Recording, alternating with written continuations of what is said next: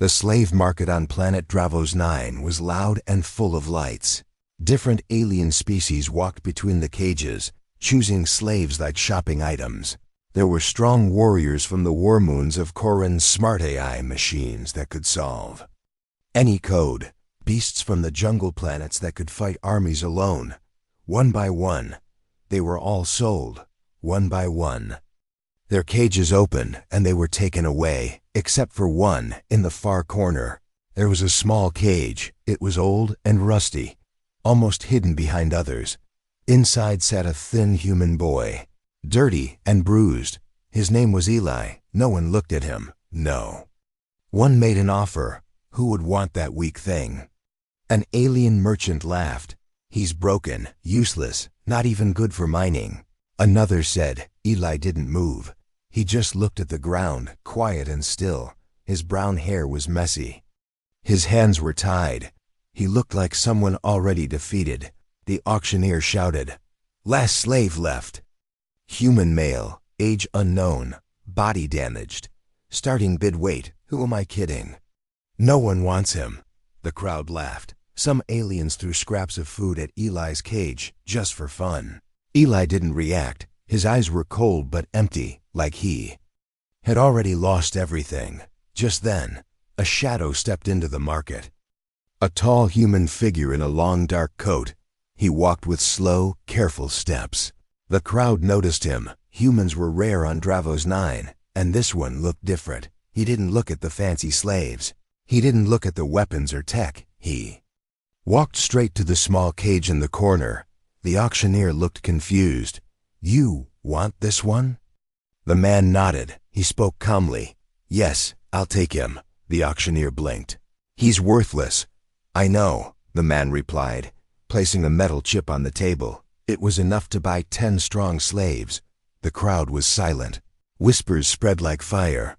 Why did a human buy a broken human? Maybe he's crazy. Maybe that slave is a secret weapon. Eli looked up for the first time. His eyes met the buyer's. There was something strange in that look, not fear, not hope, something in between. The cage opened with a hiss. Eli fell forward, too weak to stand. The man helped him up without a word. He placed a small device on Eli's neck. It unlocked the pain collar. Eli blinked, feeling freedom for the first time in years. He whispered, "Why did you buy me?" The man didn't answer, not yet. He just said, "Follow me." They walked through the market. Aliens moved out of the way, still staring. The broken slave and the strange buyer. What a strange pair they made. When they reached the ship, the man finally spoke. "My name is Captain Dorn. You're not what they think you are." Eli stared at him, confused. "How do you know my name?" Dorn looked at him and smiled slightly. "I know a lot of things," he said. "I know you were not born on Earth. I know you were made in a lab on Delta Prime, and I know they erased your memory." Eli stepped back, his hands shaking. "I don't remember anything," he said, "but I feel like something is inside me." Captain Dorn nodded. "It's time to wake it up." Eli sat in the dark corner of the ship that night. The stars moved outside the window. He didn't sleep. He felt something. Deep in his bones, a storm, a fire, a part of him that had been locked away. He whispered to himself, "They sold everyone, but they left me behind. Why?" The ship flew into deep space, far from the slave markets, far from the chains, and closer to the truth. Captain Dorn watched Eli from the control room. He didn't smile, he didn't blink. He just said quietly, "The galaxy has no idea what's coming." Asterisk, the ship flew through the dark void of space. Its engines made no sound, only a soft hum inside. Everything was still, but inside Eli's mind, a storm was rising. He sat on a metal bench, staring at the floor. His hands were shaking, not from fear, but from something waking up, a feeling he couldn't explain, like a voice whispering inside his bones, "You are not what they think you are." Captain Dorn stood in front of a tall glass panel. He watched space like a hunter watches the forest. He didn't speak for a long time. Then he finally said, "Do you know why they left you behind?" Eli shook his head. I thought it was because I was weak. Dorn turned around slowly. No, he said. It's because they were afraid of you. Eli looked confused. I don't even remember who I am. You will, Dorn replied. Soon, the ship entered a small asteroid field. Hidden inside one of the rocks was a secret base. Dorn landed the ship and led Eli inside. It was dark, cold, full of old machines and dust. This place, Dorn said, was once a lab, a place where they built weapons using humans. Bioweapons, Eli whispered. Dorn nodded. Yes, he pressed a button on the wall. A metal door opened, revealing a glowing chair in the center of a small room. This chair will help unlock what they buried in your mind, Dorn said. You're not ready. But we don't have time. Eli stepped forward, feeling a pull he couldn't resist. As he sat in the chair, machines began to glow. Lights scanned his body, wires connected to his arms. Then memories hit him like fire, explosions, training rooms. Faces screaming. He saw himself younger, faster, stronger, running through fire, lifting tanks, fighting beasts. Then he saw something worse. A room full of children like him. Test subjects, crying, screaming, vanishing. He gasped and opened. His eyes, his hands sparked with strange energy. The chair shut down, smoke rising from it. Dorn rushed in. You broke the machine, he said. Surprised, Eli looked at his hands. I remember some of it. I wasn't a soldier. I was a prototype. Suddenly, alarms blared across the base. Red lights flashed. Dorn cursed. They found us. Outside the base, a group of alien hunters landed, heavily armed, hired by the Galactic Council. They had one mission: destroy the last human prototype. Dorn grabbed his blaster. Eli stood beside him. No, Eli said. Let me handle them. Are you sure? Dorn asked. I don't know how to control it. Eli replied. But I know it wants out. The door exploded. Hunters rushed in. But Eli didn't run. He closed his eyes, took one breath. And then he moved, faster than any human should. He dodged bullets, punched through metal. He grabbed one hunter and threw him across the room. His eyes glowed for a second. His body moved like a weapon made of muscle and fire. When it was over, the room was quiet. Bodies lay on the floor, not dead but beaten. Eli stood in the center, his breath heavy, his hands smoking. Dorn looked at him with wide eyes. You're the only one who survived that program. Eli looked at the broken chair. No, he said slowly. I'm not the only one. Dorn froze. What do you mean? Eli turned to him. In the memory, he said, I saw another, a boy like me. But his eyes were black, empty. Dorn's face turned pale. That's not possible, he said. They said all the others were destroyed. Eli looked into space through the glass panel. They lied, he said. He's still out there, and he remembers everything. A week had passed since the battle in the hidden base. Eli was stronger now, faster, sharper, but still broken inside. His memories were only fragments, pieces of a puzzle too painful to finish. Captain Dorn flew the ship to a hidden station. Near the edge of the Velar Belt, it was known as Zone Zero, a lawless place ruled by hackers, smugglers, and memory thieves. This is dangerous, Dorn warned as they landed. But if anyone can unlock the rest of your mind, it's them. Eli nodded. He wasn't afraid of danger anymore. He was afraid of what he might remember. The station smelled like old metal and broken promises. Lights flickered, shadows moved behind rusty walls. Alien faces stared at Eli like he was something rare, or something hunted, inside a cold chamber at the back of the station. They met her, the mind hacker. She was not human. She looked part machine, part shadow. Her name was Nyx. She sat in a floating chair, wires hanging from her spine. Another human toy, she said with a twisted smile. You want memories or lies? I want the truth, Eli said, standing tall. Nyx grinned, showing sharp silver teeth. Truth has a price, she said. Your pain, your fear, and maybe your mind. Captain Dorn stepped forward. You hurt him, you die, Nyx laughed. I don't break people, she said. I just show them what's already broken. Eli sat in the mind-linked chair. Cold metal wrapped around his head. The world around him went dark then. Light exploded inside his skull. Voices screamed. Memories rushed in like a flood. He was falling, burning, drowning in thoughts. He saw lab-white walls, red alarms, doctors running. He saw a child, locked in a cage, crying. That child was him. But next to him stood another, same face, same eyes, but different. That boy smiled at pain. He enjoyed the experiments. He called himself Echo. Eli gasped, trying to pull away. But Nix's machine pulled him deeper. You wanted truth, her voice echoed inside his mind. Now take it. He saw Echo escape the lab. He saw blood, fire, and darkness. He saw Echo whispering secrets into the ears of alien generals, promising them power, promising them a new war. Eli screamed. His body shook. Energy crackled around him. Dorn shouted from outside the chamber, "Shut it down!" The machine exploded. Sparks flew everywhere. Eli fell to the floor, shaking and covered in sweat. Nix was gone. Only her broken chair remained. Dorn lifted Eli. His eyes were wide open, full of fear and fire. "I saw him," Eli whispered. "He's alive and he's planning something." Dorn looked serious. "What did he take?" Eli stood up slowly. "He didn't just escape the lab. He stole the formula, the one they used to make us." Suddenly, a hologram flashed across the room, an emergency signal from Earth.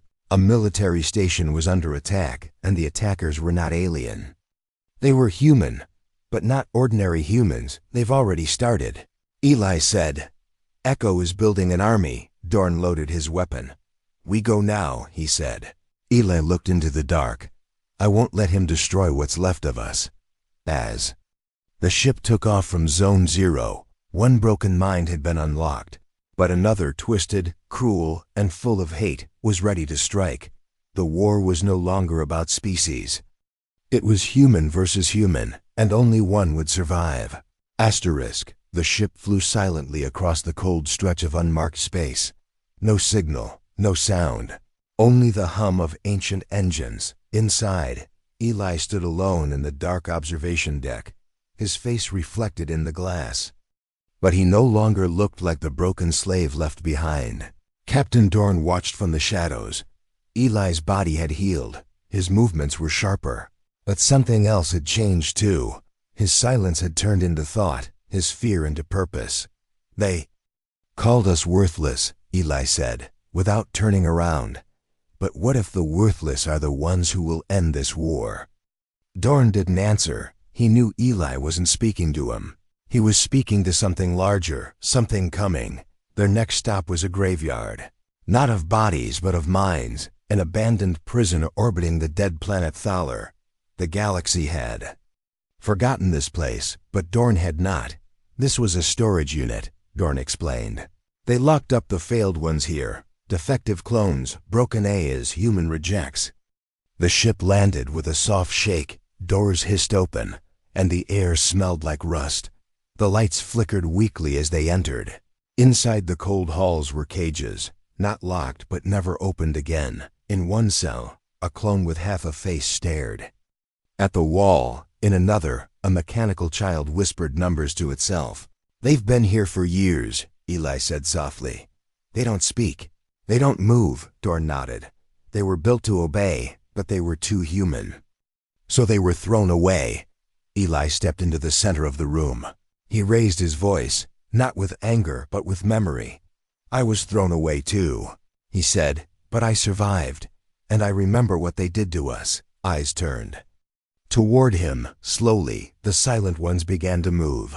A broken robot stood up, gears clicking. A clone wiped tears from a face that should not cry. "You were made for someone else's plan," Eli said. "But now you can choose your own. You can follow me." One by one, they walked out of their cells, not fast, not loud, but together. Eli turned to Dorn. "We're not an army yet," he said, "but we're not alone anymore." As they flew away from the prison, Dorn checked the scanner. A signal flashed in red. It was from the outer rim. A refugee ship had been destroyed. The attackers had used Earth-made weapons. Eli clenched his fists. "He's testing them," he said. "Echo is testing his new soldiers." Dorn gave him a hard look. "If he has more like you, then—" "This galaxy is in real danger," Eli nodded. "That's why I need them," he said. "All the broken ones." Over the next weeks, they traveled from ruin to ruin. They found more like him, a half-blind sniper who used to be a war experiment, a girl with electric veins who was once called a lab failure, a shape-shifting boy who couldn't control his forms. Each one had been forgotten. Each one said yes together. They stood on the deck of Dorn's ship, no uniforms, no armor, just scars, and fire in their eyes. Eli looked at them and said, "We were not made to fight wars. We were made to be controlled. But now we choose." He looked out. At the stars, somewhere out there, Echo was building his dark empire. But Eli wasn't scared anymore. He had an army too, an army of the broken, the rejected, the forgotten, and they were ready to rise. The stars shimmered above like silent witnesses, but somewhere behind those stars, powerful eyes were watching. Inside the black tower of the United Galactic Council, 12 leaders sat in silence, and in front of them was a hologram of Eli. "He's dangerous," one of them whispered. "He's gathering the broken, turning failures into fighters." Another said, "They're not just stories anymore," the oldest counselor warned. "They're becoming a movement." The council voted, and the decision was made: eliminate Eli before he becomes more than just a myth. At the edge of the galaxy, Eli stood aboard his ship. He looked at his strange new crew, a failed robot with a shattered voice box, a clone girl who remembered every life she was supposed to forget, and a sniper with only one eye but perfect aim. They trained together, not in polished military drills, but in pain, trust, and survival. "We're not just fighting Echo," Eli said. "We're fighting the system that called us mistakes." But even as they trained, danger was already coming. A fleet of silent ships, marked only with black stripes, carrying soldiers trained to kill without question, led by someone unexpected. Her name was Commander Selene. She was the Council's blade, precise, brutal, and without fear. But she wasn't just any soldier. She was Eli's trainer, the one who had once turned him into a weapon, the one who knew his every move. "They should have destroyed him," Selene said coldly. "Now I will finish what the Council started." Back on the ship, Dorn received the signal too late. "Incoming fleet, no ID tags, moving fast." Eli stood up, his heart steady. "They found us. Want to run?" Dorn asked, loading his weapon. "No," Eli said. "Let them come." The sky turned red as enemy ships landed around the ruins of a forgotten moon. Eli and his team hid in the shadows, watching, waiting, and then they saw her commander. Selene, dressed in black armor, her eyes scanning like scanners. She didn't speak much. She didn't need to. Eli stepped out from the rocks. "I knew they'd send you," he said. Selene raised her weapon. "I trained you to obey," she sighed. "Not to lead a rebellion." Eli walked forward. "You didn't train me," he said. "You tried to erase me." The two stood face to face, soldier and student, weapon and weapon, without warning. The battle began. Explosions shook the ground. Eli's crew moved like ghosts, striking fast and vanishing. The Council's soldiers were stronger, better equipped, but they didn't have one thing: purpose. Eli fought like a firestorm, dodging, striking, remembering every move Selene had ever taught him. But she was faster, colder. She pinned him to the ground. "This ends now," she said. "Your people, your team, they're just broken tools." Ellie looked up, blood on his face. "No," he said. "They're the future." He hit a switch on his arm. A shockwave blasted Selene backward. Eli stood. Slowly, "I'm not the one who should be afraid," he said. "You are." Selene looked at him, breathing hard. For the first time she hesitated. He wasn't the same weapon she had trained. He had become something more. The Council's ships retreated, not because they were defeated, but because they saw something worse: hope, Hope spreading through the rejects. Hope that could not be destroyed with guns. Back on the ship, Dorn watched. The stars. They'll be back, he said. Yes, Eli replied. But next time, we won't just fight back. We'll show them what they threw away. Asterisk, the ship floated near a forgotten star. It was quiet, too quiet, even the stars seemed to hold their breath. Eli sat alone in the memory room, a space surrounded by dim lights and old files. The battle with Commander Cellini had changed something. Not just in his body, but in his soul. He had faced the one who created him. But she wasn't the final key. She was just another lock. Captain Dorn entered the room with a strange device. I found this in a council vault years ago, he said. It has your name on it. Eli stared at the device. It looked like a simple cube, but when he touched it, it pulsed. The lights flickered. The ship groaned. The cube opened, and the hologram began. A woman appeared, her voice trembling. She wore a white coat, her hands covered in blood. This is Dr. Cora Ellen, she said. If you're seeing this, then you survived. Eli's heart skipped. Dr. Cora. The name lived somewhere deep in his forgotten past. She was one of the original scientists, Dorn whispered. She helped make you. The hologram continued. You weren't built alone, she said. There were two of you. Twins. Eli clenched his fists. I know, he whispered. Echo. But then the video twisted. No, Cora said, voice shaking. He's not your brother. He's not even human. The room went cold. Even the machine seemed to stop breathing. Cora continued. He was our first failure. But he learned to copy you. He copied your voice, your face, your thoughts. And then, he killed the original Echo. Eli stepped back, his skin crawling. You mean, I never had a brother? No, Cora said. You had a shadow. And now it wears your skin. Dorn looked stunned. That thing out there, he said slowly. It's not your mirror. It's your replacement. Eli stared at the wall, his memories shifting. Like glass, the face he saw in his dreams. The whispers that haunted him. They were never family. They were warnings. Then came the final message. If Echo reaches the core server, Cora said, he can rewrite human DNA records. He can erase every trace of the original humans and replace them with himself. Eli's voice was hollow. He doesn't want to destroy humanity. He wants to become it. Suddenly, alarms rang across the ship. Red lights danced in the hallway. Dorn rushed to the deck. A signal had been activated. It was from the core server planet, and it was already under attack. Eli stood still for a moment, then turned to face the crew. He's not just trying to win. He's trying to rewrite the past. The team gathered around him. The broken sniper, the electric girl, the silent robot. None of them were made perfect. But all of them had one thing left: choice. Eli looked into their eyes. He was made to erase us, but we were made to survive. They nodded without speaking. Because sometimes, the forgotten don't need words, just purpose. As the ship turned toward the core planet, one truth remained heavy in Eli's chest.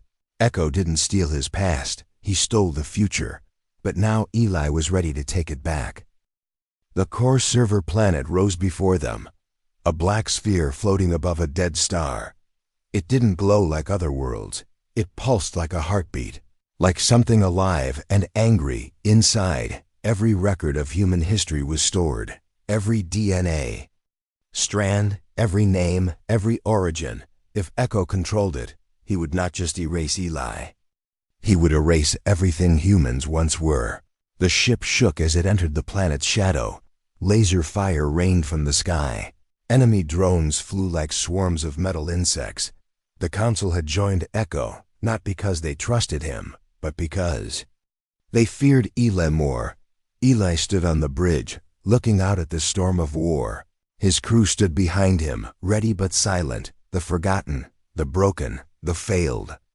Each one carrying a past filled with pain, but also a future worth fighting for. This is the last stand, Eli said quietly. We were called worthless, but now we decide what human means.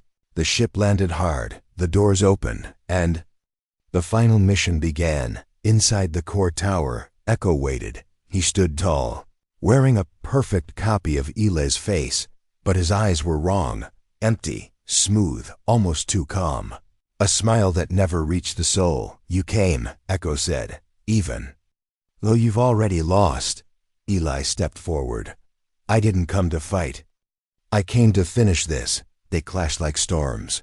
Fist against fist, mind against mind. Every blow shook the tower. But this was no ordinary fight.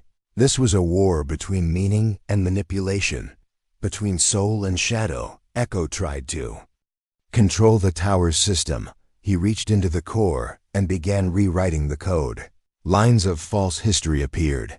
"Humanity began with me," the system displayed. Eli crawled to the control node, his body broken, but his spirit burning. He placed his hand on the panel and spoke, not to Echo but to the core itself. "You want truth," Eli whispered. "Then listen to the forgotten, the memories of." His team flooded the core, the clone who learned kindness, the machine who found music, the failed soldier who chose mercy. The core paused, it listened, and for the first time it chose. A bright light surged through the tower. Echo screamed as the system rejected him, not because he wasn't powerful, but because he wasn't real. Eli stood tall. "Being human isn't about perfection," he said. "It's about choice, pain, growth. You tried to erase that. But we remembered."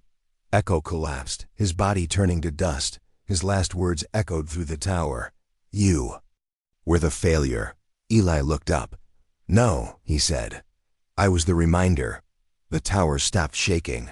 The lights turned blue. The core had reset. Humanity was safe, not because of power, but because of the broken who chose to rise later. As the crew flew back into open space, Dorn stood beside Eli. "Is it over?" he asked. Eli didn't answer right away. He looked at the stars. "At least now," he said. "The galaxy knows," Dorn nodded. "Knows what?" Eli smiled. "That being human isn't about being perfect. It's about never giving up, even when the world throws you away." The ship vanished into the stars, and the legend of the last slave, the worthless boy no one wanted, became a story told across every corner of space. Because sometimes humanity doesn't win with strength, it wins with heart.